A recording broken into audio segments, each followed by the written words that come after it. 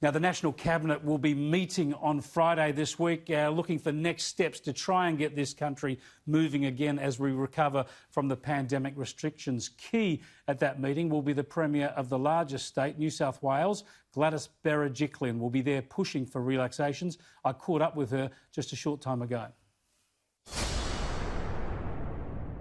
Premier, thanks so much for joining us again. I wanted to ask you, given that your state of New South Wales contributes more to the national economy to the other states than any other state and has shouldered more of the burden in fighting the coronavirus pandemic than any other state, including taking in, caring for, isolating travellers from other states, do you not find it insulting that your citizens can't travel into some other states, notably Queensland?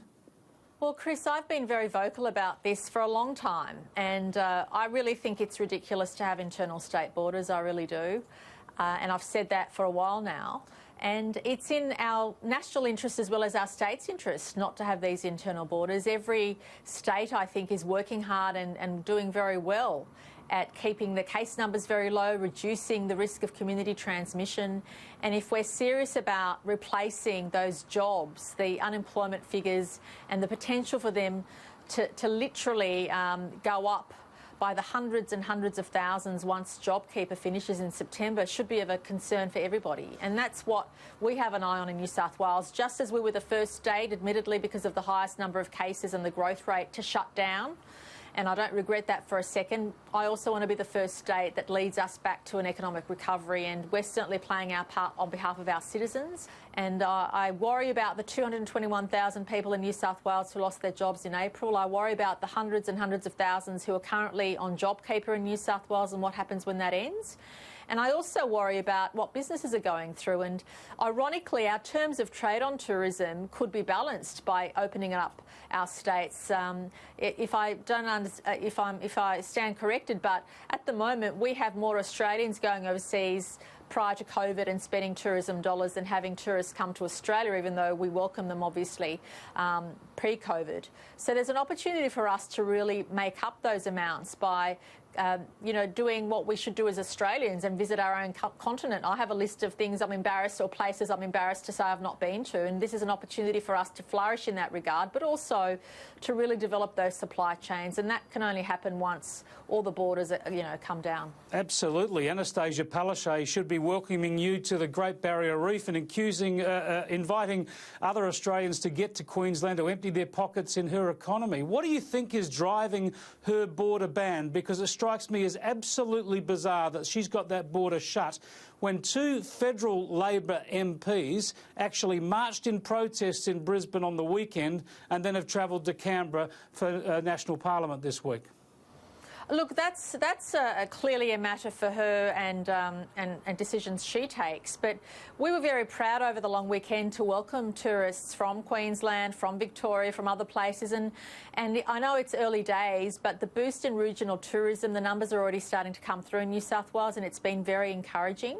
And Chris, the most encouraging thing or updated data which I was briefed on this morning is whilst activity in the community is increasing, our case numbers are remaining extremely low to negligible, which shows that we've broken that correlation. Previously, activity and case numbers rising were highly correlated. We've seen that nexus break. We've seen activity increase, case numbers stay low.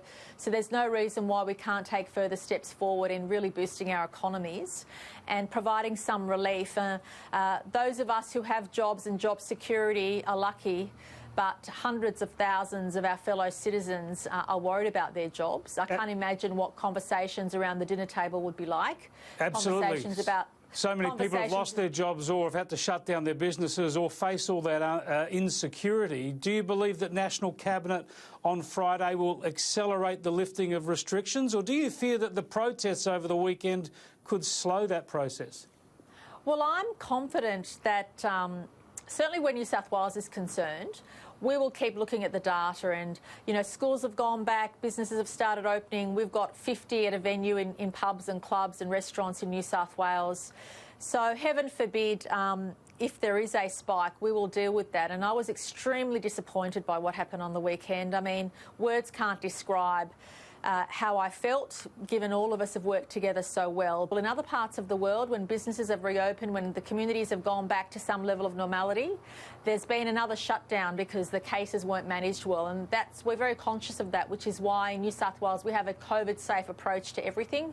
Our vision is to be a beacon for other places where our COVID-safe sustainability makes us an attractive place to invest, to do business, and in the future, obviously, allows us to make decisions other countries, other states don't have the opportunities that we have to make.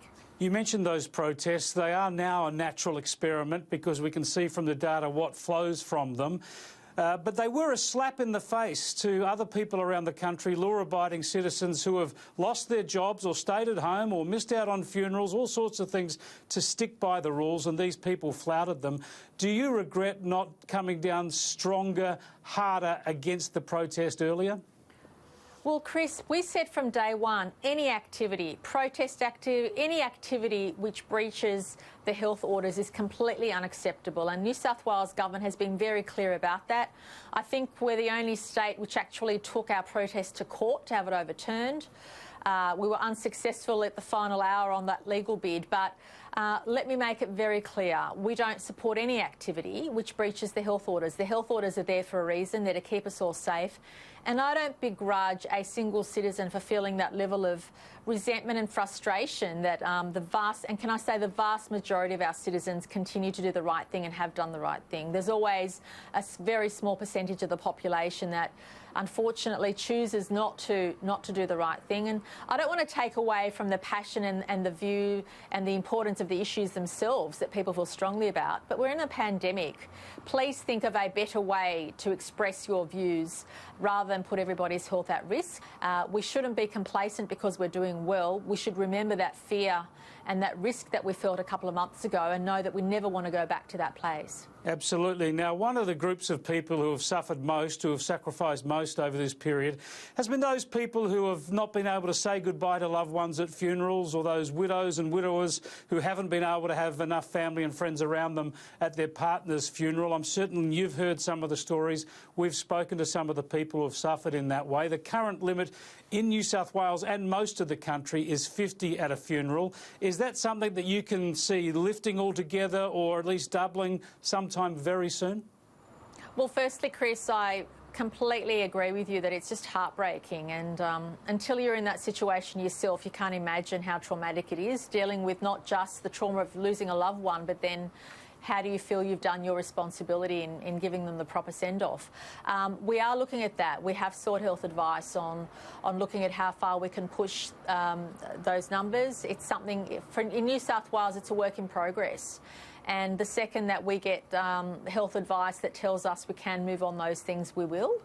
And please know that for us it is a work in progress. Well, at the end of the day, we want to make sure that we don't have individuals going through that personal hardship. It's the balance of community safety versus that personal hardship. So are funerals high on your list? Are they a high priority when it comes to these? Absolutely.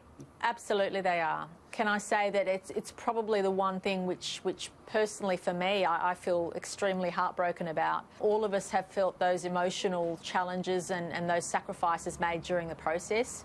And hopefully that results in good decision making about what the health advice is and how quickly we can move based on that health advice.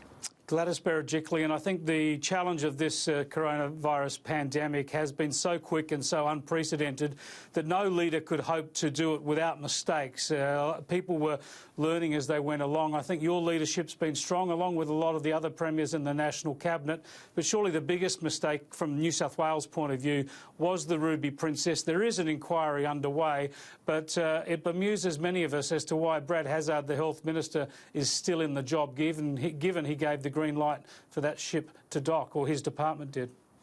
Chris, can I say that there's a commission of inquiry going on at the moment, and And I rely on Brett Walker and have confidence that he will get to the bottom of what should have and should have happened and what didn't happen.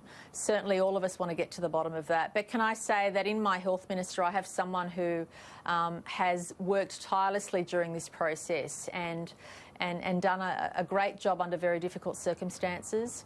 We've become accustomed to dealing with these issues and situations, and as the pandemic goes on, we are more confident on the health aspects. We know more, we've learned more. We have been world leading in some of the learnings that we've had here based on research and evidence. But in terms of the economic recovery, that is, I think, even more challenging. And because it relies on circumstances beyond your control, it relies on issues and decisions other people in other states make. And that's why I'm hoping that my state premier colleagues will consider these issues when they're considering about what they do with their borders, not just for their own citizens, but also for all of Australia. Because whilst I'm the state premier of the largest state, the well-being of my citizens is my primary responsibility. That's why I'm elected. But I also feel that we have a responsibility more broadly to our nation and to all of its people, and we try and balance both of those primary roles. Well said, and good luck with that on Friday. Thanks for joining us, Gladys Berejiklian. Thank you, Chris.